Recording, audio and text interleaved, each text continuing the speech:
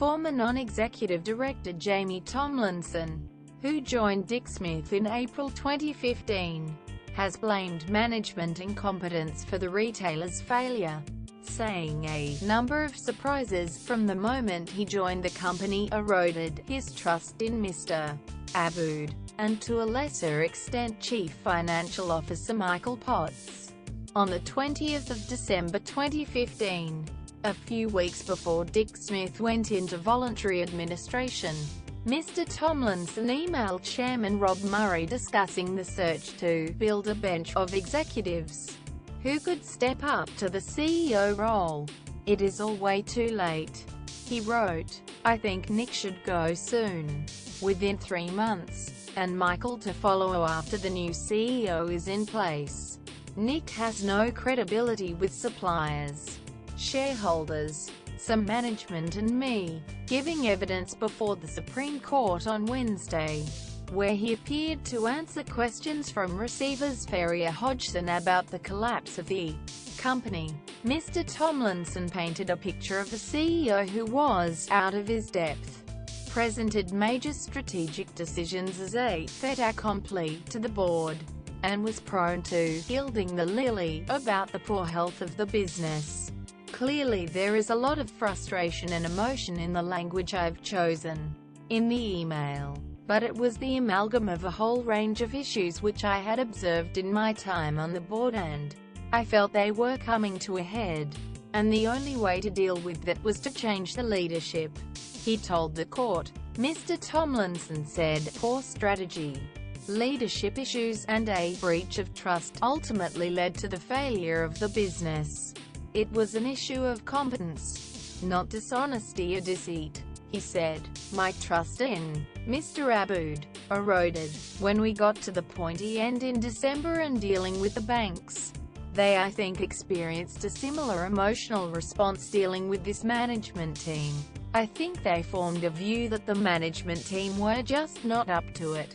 And I think they lost faith in the competency of the CEO and to some extent the CFO."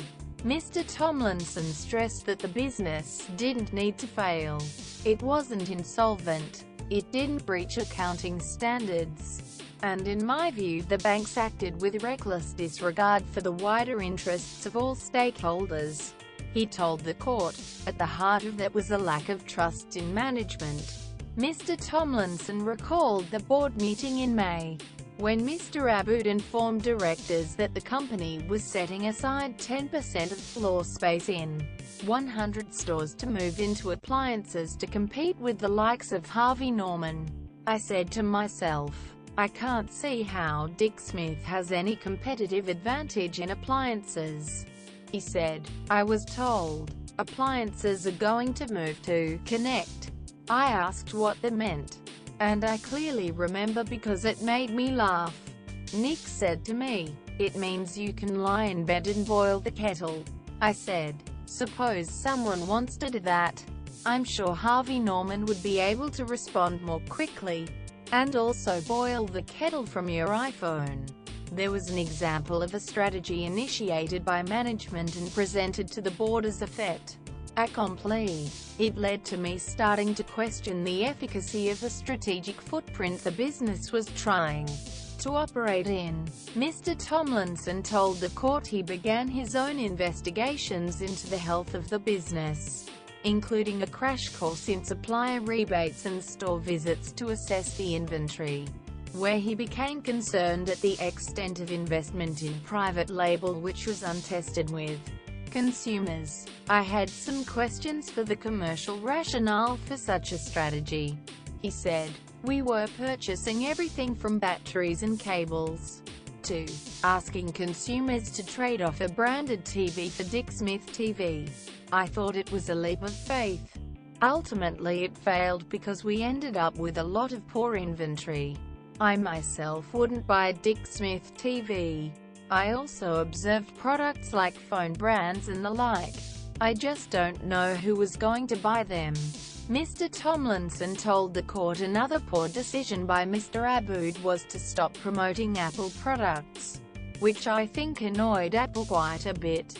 I don't think that was necessarily clever because Apple drives foot traffic inside, he said. In the same December email, he wrote to Mr. Murray, I also note from my own investigation that Mr. Aboud is the instigator of the reliance on the ONA drug, an addiction that started in the second half of FY14 and stepped up in FY15 when the inventory build-up began. In its report into the company's failure, liquidator McGrath Nicole found that as sales fell, Dick Smith increasingly made purchasing decisions based on the level of so-called over and above rebates the company could earn from suppliers rather than customer demand.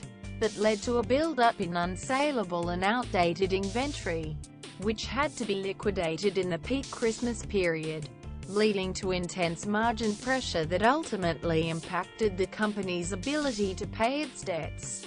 Mr. Tomlinson said by October, he had formed a view the business was making choices around inventory which weren't necessarily driven by consumer demand. I can recall one particular point when I realized the business was receiving rebates on private label, which I thought was highly unusual, he told the court. In my experience, private label purchases are initiated by a company like Dick Smith who specify the product and then negotiate with a factory to produce the product. For that arrangement to be constructed in a way that provided for marketing support and other rebates I thought was unusual. Prior to Mr. Tomlinson joining the board, he was CFO of alcohol company Lion Nathan. In March 2015, when he was in early discussions to join Dick Smith, his former Lion Nathan boss and then Dick Smith chairman Mr. Murray said there were no horrible skeletons in the cupboard, but you will find classic retail challenges of extended lease liabilities and reliance on over and above supplier rebates.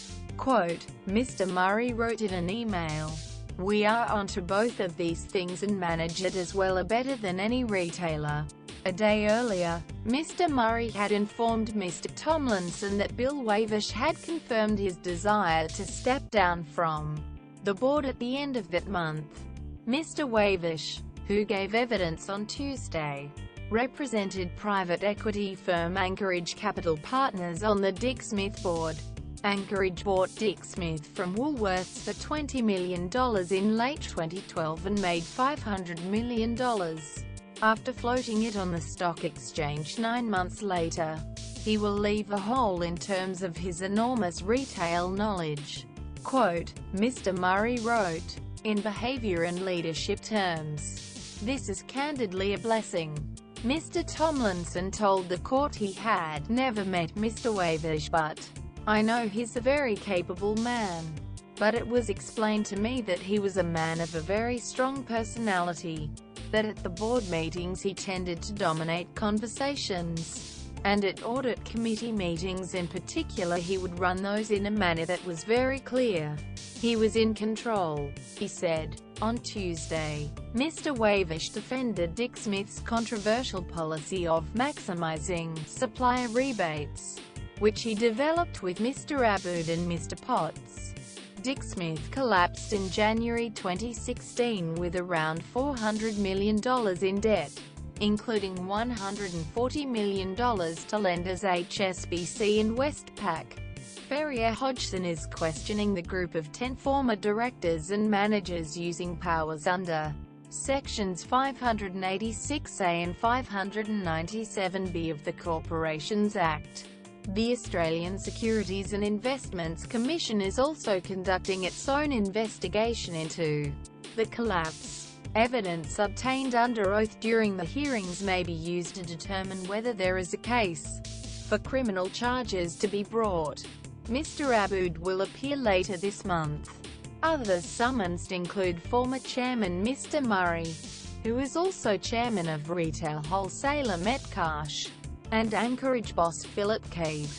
Frank Chung at news.com.au. News.com. Our privacy policy includes important information about our collection, use and disclosure of your personal information. including to provide you with targeted content and advertising based on your online activities. It explains that if you do not provide us with information we have requested from you, we may not be able to provide you with the goods and services you require. It also explains how you can access or seek correction of your personal information, how you can complain about a breach of the Australian privacy principles, and how we will deal with a complaint of that nature.